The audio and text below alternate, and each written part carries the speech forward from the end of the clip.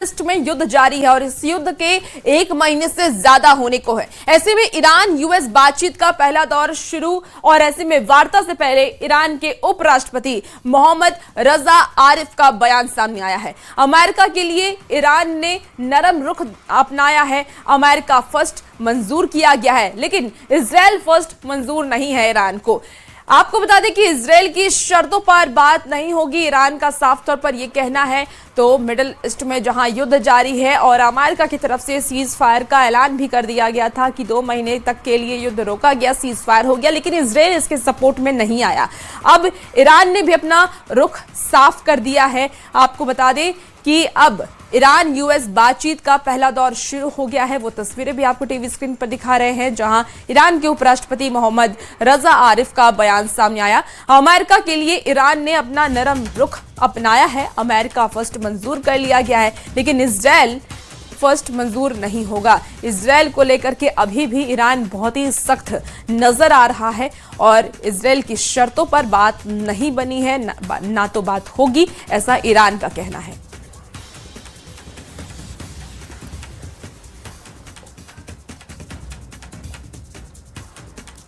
देखिए, शांति वार्ता से पहले ईरान के विदेश मंत्री का नया बयान सामने आया। अमेरिका विश्वासघात करता है, ऐसा विदेश मंत्री ने कहा है। आपको बता दें कि यूएस ने बातचीत की टेबल पर धोखा दिया है। भरोसे की कमी पर भी चर्चा की गई, क्योंकि यूएस की तरफ से, अमेरिका की तरफ से, खासकर खुद राष्ट्रपति डोनाल्ड ट्रंप की तरफ से ये कहा गया कि अब कोई भी वार नहीं किया जाएगा ईरान पर, और ईरान की जो शर्तें थी उससे भी मान लिया गया। ये कहा गया कि सीज फायर हो चुका है और अब कि कोई भी हमला ईरान पर नहीं होगा। लेकिन अगले ही दिन इजराइल की तरफ से हमला किया जाता है और इजराइल ये कहता नजर आता है कि हम इसमें कोई भी हमने कोई सीज फायर नहीं किया है और हम हमला करेंगे। अब ऐसे में विदेश मंत्री ने एक बड़ा बयान दे दिया है कि अमेरिका विश्वासघात करता है, यूएस ने बातचीत की टेबल पर भी धोखा दिया।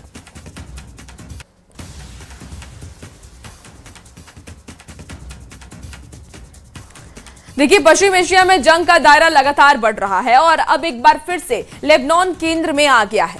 इजराइल और हिजबुल्लाह के बीच बढ़ते टकराव ने इस छोटे से देश को बड़े संघर्ष का मैदान बना दिया। लेकिन सवाल यह है कि आखिर लेबनान इतना अहम क्यों है और क्यों हर बड़ी जंग में यह देश बार बार फ्रंट लाइन पर बन जाता है। ये रिपोर्ट आपको दिखाते हैं।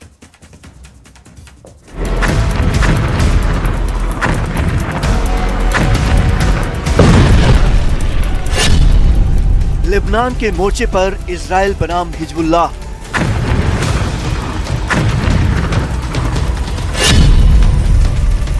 ईरान के प्रॉक्सी से इजराइल का वॉर पलटवार। इजराइल और हिजबुल्लाह के बीच मिसाइल वार।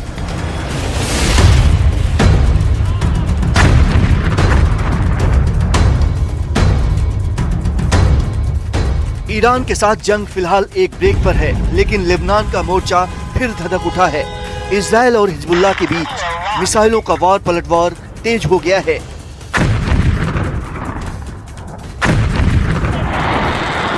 इस वक्त लेबनान इसराइल बॉर्डर पर है। यहाँ पे जोरदार धमाके हो रहे हैं, इंटरसेप्ट किए जा रहे हैं रॉकेट्स। हिजबुल्लाह की तरफ से लगातार रॉकेट्स जो हैं यहाँ दागे जा रहे हैं। जोरदार धमाके इर्द गिर्द, जोरदार धमाके यहाँ पे इर्द गिर्द हो रहे हैं, क्योंकि हिजबुल्लाह की तरफ से लगातार अटैक किया जा रहा है इस एरिया में। उत्तरी इजराइल में लगातार सायरन बज रहे हैं, लोग शेल्टर्स में जाने को मजबूर हैं। वहीं जवाबी कार्रवाई में इजरायली सेना लेबनान के सरहदी इलाकों पर एयर स्ट्राइक कर रही है। ये टकराव अब सिर्फ सीमा तक सीमित नहीं, बल्कि बड़े क्षेत्रीय संघर्ष का हिस्सा बन चुका है, जहां हर हमला एक बड़ा संदेश देता है।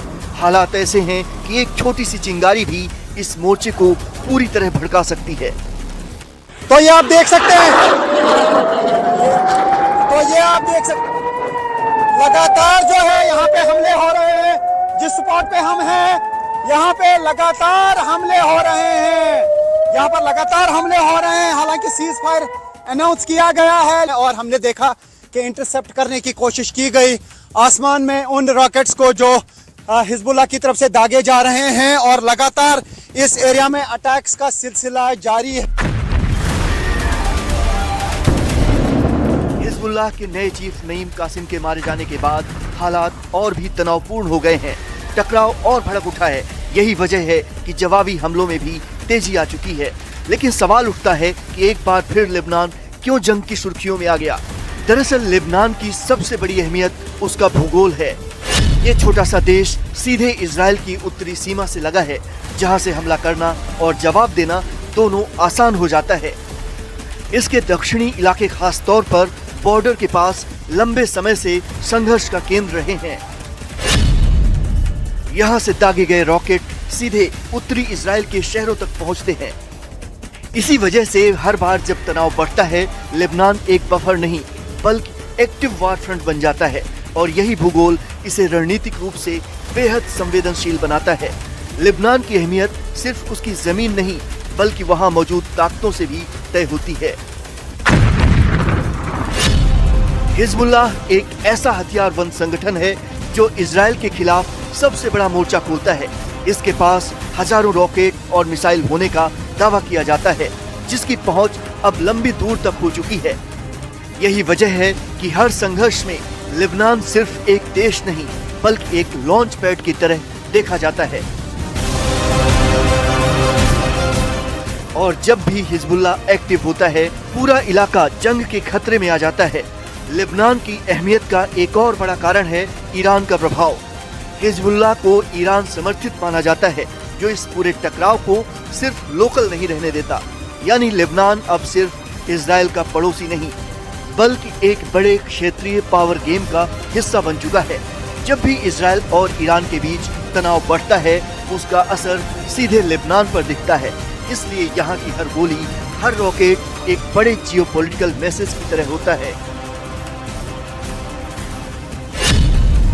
इतिहास गवाह है, जब भी पश्चिम में बड़ा संघर्ष हुआ, लेबनान उसका हिस्सा बना।